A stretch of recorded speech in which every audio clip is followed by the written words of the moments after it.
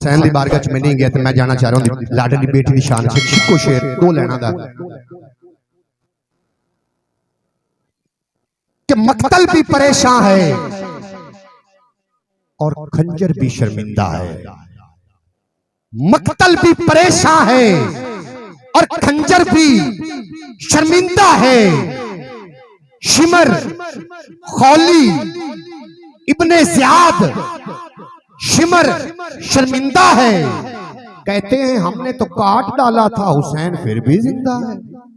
हमने तो काट डाला था हुसैन फिर भी जिंदा है।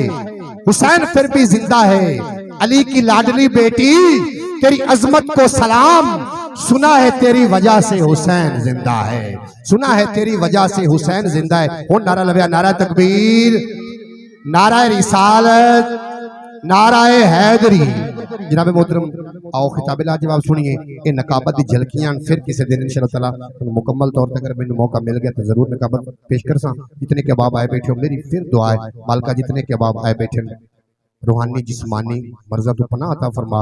जेड़े बे औलाद बैठे निक्का जे छटा मार तुम औलाद नरीन अता